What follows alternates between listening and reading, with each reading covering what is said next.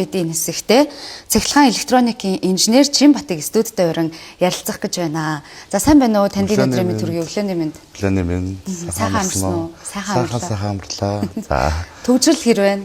Гайгүй. Манайхаас ойрхон болохоор дажгүй хүрээд ирлээ. Тийм. За хоёлаа цахилгаан электроникийн инженер мэргэжлийн эрэлт хэрэгцээний талаарх бас мэдээллүүдийг хүргэнэ.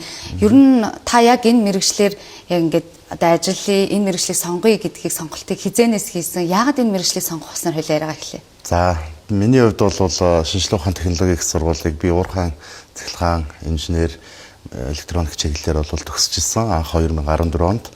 За ер нь бол тухайн үед бол уулуурхаан салбар нэлийн хөгжиж илээ. Тэр дундаа одоо цахилгаан электроникийн мэргэжил нэлийн бас хөгжиж илээ тий. Тэр утгаараа бол энэ мэргэжлийг бол тав үед бол би сонгож ирсэн. Тэгээ сонгосон маань ч одоо өнөөдрөөс алдаагүй. Би бол яг өнөөдрийн төвшөнд бол техник технологийн их сургуульд цахилгааны инженер электроникийн инженерийн багш хийгээд ингээд явж байгаа. Бас орчин үеийн залуучуудыг шинэ техник технологид сургах тий орчин үед бас сүүл нийлүүлж алхахад бол өөрийн хувь нэмрийг оруулаад явж байгаа юм хүн байгаа. Таныг яг энэ мэргэжлийг сонгож байхад эрэлт хэрэг байсан. Одоо эрэлт ямар вэ?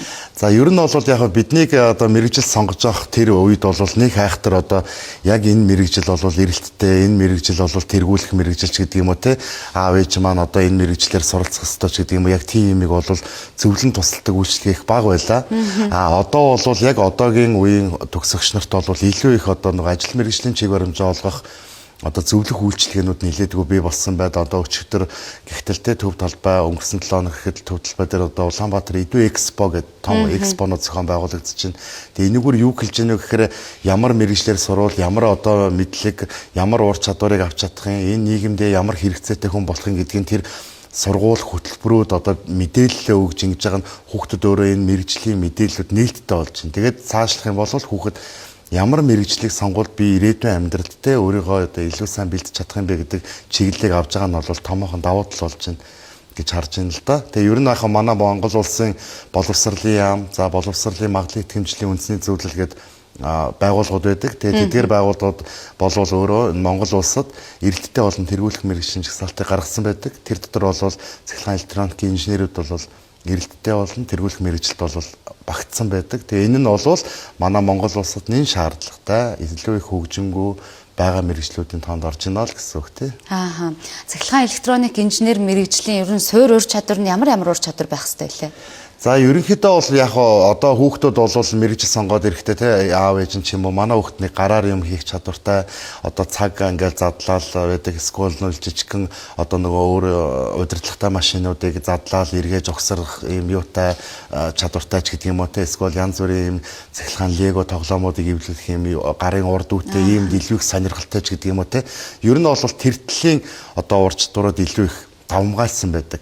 За тэгээ одоо бол яг зөвхөн суралцахад бол илүү их одоо юу гэх юм Европын холбооны тогтолцоо буюу те энэ нөгөө нэг шатлан суралцах тогтолцоо политехник коллежээр хүүхэд бол дамжаад тэгээд тэндээ одоо суур ур чадвар буюу тэр гараар юм хийх ур чадвар өөрийгөө илүү их нөгөө бүтээл сэтгэлгээ хөгжүүлэх ур чадваруудыг хөгжүүлээд тэгээд дээшээгээ бол одоо нөгөө инженер болоход энэ одоо шатлсан сургалтын тогтолцоо их чухал байгаа.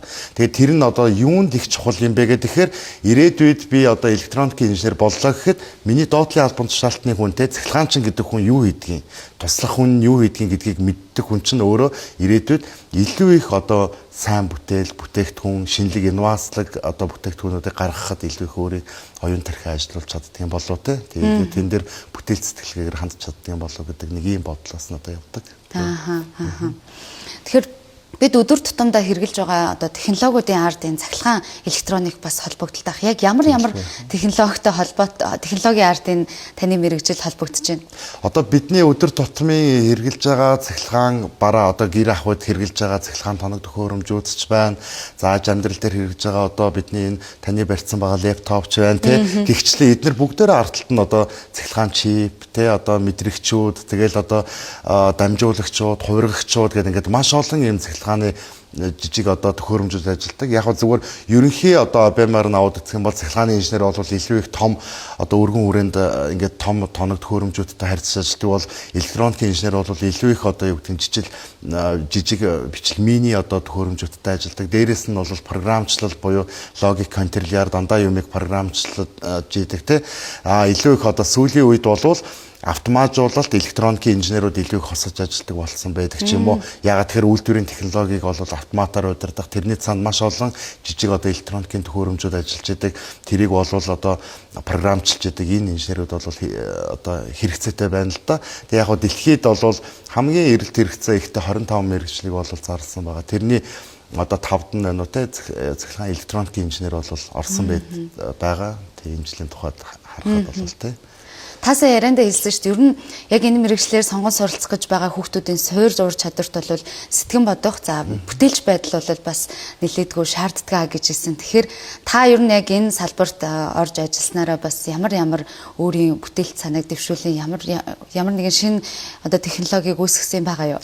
Яг гоо би одоо шавнартайгаа нийлээд одоо нарны одоо панел ашиглаад тэгээд нэг юм одоо нарыг дагаад иргэдэг хөдөлгөөн мэдрэгчтэй ийм одоо батарей цэнэглэгч төхөөрөмжийг бас зохион бүтээсэн. Тэгээд дээрэс нь бол яг нөгөө зөөврийн цахилгаан лабораторийн стендүүдийг бас хийж исэн. Одоо туршилтанд оруулаад ашиглаж исэн. За хамгийн сүүлд бол одоо манай сургуулийн магистр төгсөж байгаа оюутнуудтайгаа хамтраад бол энэ одоо кабель утасны халалтыг мэдрээд тэгээд тэрийг бол ингээ автоматар хэлхийг салгадаг ч юм уу ийм лабораторийн төхөөрөмжүүдийг бас зохион бүтээж. Ер нь яг сургалтын зорилттой ийм стендүүдийг туршиж хийж оюутнуудтайгаа бас нөгөө туршилт хичээл төсөл болгож ингэж хийж исэн. Одоо бас бидний манай сургуулийн хувьд бол энэ нарны дулаан энергийг мэдрээд дулааны одоо орон байрыг дулаанаар хангах ийм одоо лабораторийн төслийг бас эхлүүлсэн байт ингээд явж байна. Тэгээ энэний чинь цаана дандаа л одоо цахилгаан төхөөрөмжүүд, электроникийн төхөөрөмжүүд ийм одоо базис системүүд бол явж байгаа шүү дээ тийм.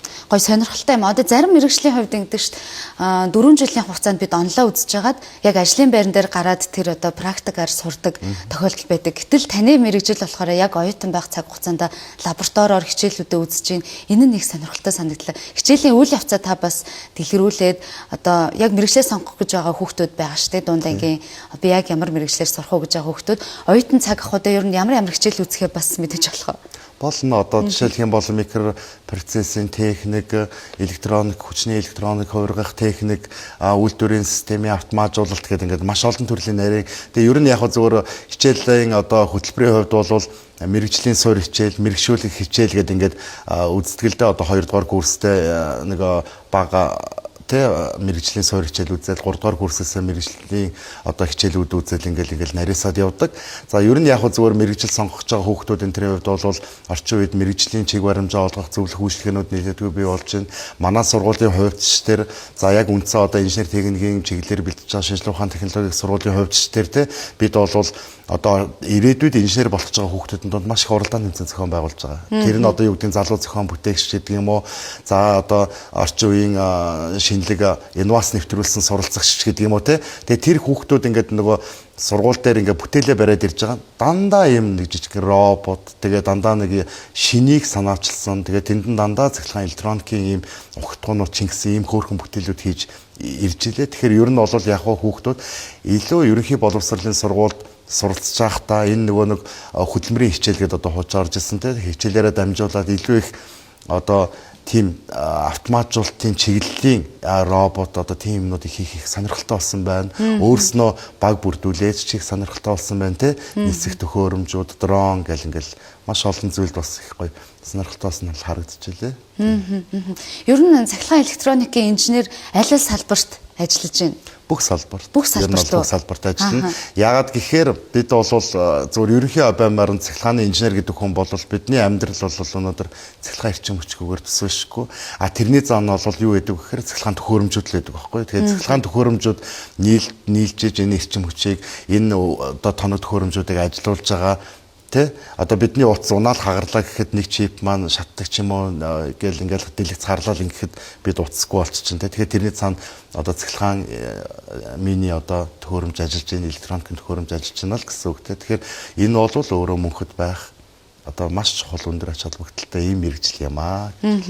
Одоо энэ мэрэгчлэр өрн жил дунджаар хэдэн оюутнууд төгсөж байгаа юм болоо тэднээс одоо мэрэгчлэрээ ажиллаж байгаа нь хэдэн үгс юм тоон судалгаа та мэдж Яг байгаа ерөнхийдөө болвол тий элсэлт төгсөлтний харьцаа янз бүр байдаг. Зарим хүмүүсийн хувьд бол суралцж авах хугацаанд бас өөр одоо хувийн амьдралтай ч юм уу болоод нөгөө чөлөө авдаг. За зарим нь бол яг элсэн хөтөлбөрөөр төгсдөг тий. Тэгээ ер нь бол нэг жилдээ ойролцоогоор 30-аад хүүхдээ эсдэг. За нийтдээ тэгээд түүнээс бол яг нөгөө чөлөө авал ингэсэрээд нэг манай сургуулийн хувьд ч тий нэг 25 орчим хүүхд төгсдөг. За шинжлэх ухааны технологийн сургууль бас ингээд төгсөж байна.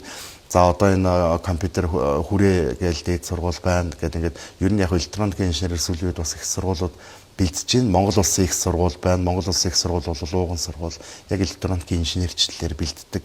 Тэгэхээр бүх салбарт байгаа энэ мэрэгчлэр бол сургуулиудын энэ тоог сонсоход бага байна тий. Яг электроникийн инженерчлэл мэрэгчлэр төгсөж байгаа хүүхдийн хувьд бол бага. Тэгтэл цахилгааны инженерээр төгсөж байгаа хүүхдийн тоо бол их. Тэгээд тэр цахилгааны инженерийн хүүхдүүд илүү хөрвж электроникийн инженерээр ажилладаг. Одоо үйлдвэр аж ахуйн нэгжүүд бас ажиллах тийм тохиолдол их харагддаг шүү. Тэгэхээр сүүлийн жилүүдэд ер нь ногоон эрчим хүчний талаар бас ойлголт их байна. Тэгэхээр ногоон эрчим хүчтэй таны энэ мэрэгжил хэрхэн яаж холбогдож байна?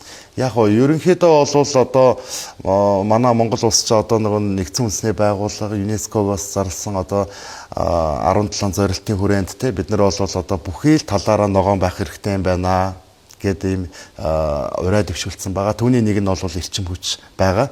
Тэгээ энэний цаана бол юу ярьж байгаа вэ гэхээр эрчим хүчийг хэмнэх, хэмнэлттэй тоног төхөөрөмжүүдийг хэрэглэх гэдэг юм уу те. Одоо хамгийн наад зах нь гэтэл бид нар одоо коридорто ч юм уу нийтийн одоо эзэмшлийн талбайд одоо мэдрэгчтэй гэрэл байршуулаад хүн явахаар мэдрээд асдаг, хүн явахгүй бол унтарчдаг. Энэ бол хэмнэлттэй. Энэний цаан чинь одоо мэдрэгч буюу энэ электроникийн төхөөрөмжүүд ажиллаж байгаа тий. Тэгэхээр хамгийн наад захын энгийн асуудал энэс эхэлж байгаа. Энэ бол өөрөө ногоон шилжилт рүү шилжиж байгаа л нэг хэлбэр. Одоо ашиглахгүй байгаа зүйлээ унтраадаг. Гэр ахуйдаа ч гэсэн бид нар одоо мэдрэгчтэй гэрлүүдийг тавьдаг, эсвэл гэрлээ унтраадаг, эсвэл эрчим хүчний хэмнэлттэй одоо гэрэлтүүлгийн төхөөрөмжүүд ч юм уу тоног төхөөрөмжүүдийг авч хэрэгэлдэг.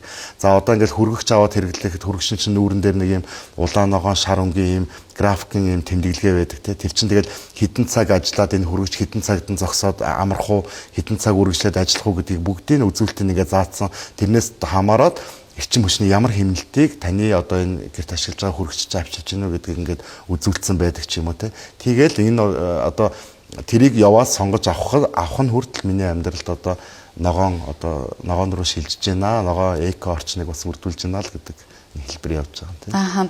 Тэгэхээр одоо AI бүх салбарт бас нэвтэрж ш. Тэгэхээр танай салбарт AI хэр нэвтэрж байна? Одоо сүүлийн үед бол оюутнууд тэгэл би даалт хийх ч юм уу ямар нэгэн одоо шинэлэг зүйл бодоод ир гэхээр AI руу хандж байна л да. Яг нэг талтаа бол шинээр гарч байгаа техник технологиг хэрэглэх нь бол оюутнуудын хувьд зайшгүй байх хэрэгцээтэй мэдлэг. Нөгөө талтаа бол аливаа зүйлийг хэрэглэнэ гэдэг нь бол зөв үү буруу юу гэдгийг бас оюутнууд маань шүүн тунгаах хэрэгтэй. Тэгээ AI бол одоо бүхий салбарт ашиглагдаж байна. Одоо хамгийн сүүлд бид нар яг тэр нөгөө нар дагаад иргэдэг зайц нэглэгч, хураагч төхөөрөмжийн хувьд бол илүү их AI-г бас шингээе гэж бид нар одоо бодож байгаа. Тэрний ямар учиртай вэ гэхээр жишээлх юм бол өнөөдөр урьдчилан цаг агарыг мэдэрдэг те бороотой байх юм бол хэдэн цагт энэ төхөөрөмж ажиллавал ямар одоо хэмжээнд батарейгаа цэнэглэх вэ гэдэг юм уу энийг AI-аар урьдчилан тооцоолдог ийм юмнуудыг одоо шийдвэрлэх бас боломжтой байна гэдгийг бас үнсийг харсан. Тэгээ нэг талдаа бол дэвшилтэд техник, тоног төхөөрөмж, дэвшилтэд дарга зүг ашиглана гэдэг нь бол бид бүхэнд заашгүй байх ёстой ур чадвар. Нөгөө талдаа бол түүнийг хэрэглэх, зөв зохистой хэрэглэх гэдэг бол бас одоо боловсралтай хүний нэг тухайн юм болов гэж бодож байна шүү дээ. За баярлалаа танд. Бидний урилгыг аваад студид маань хүрэлцэн ирээ. За цахилгаан электроникийн инженер гэсэн мэргэжлийн эрэлт хэрэгцээний талаар сонирхолтой яриаг өрнүүллээ. Танд цаашдаа ажил хөдөлмөрт өндөр амжилт хүсье. Баярлалаа. Та бүхэн ч гэсэн ажил амьдралд нь сайн сайхан бүхнийг хүсье. За баярлалаа.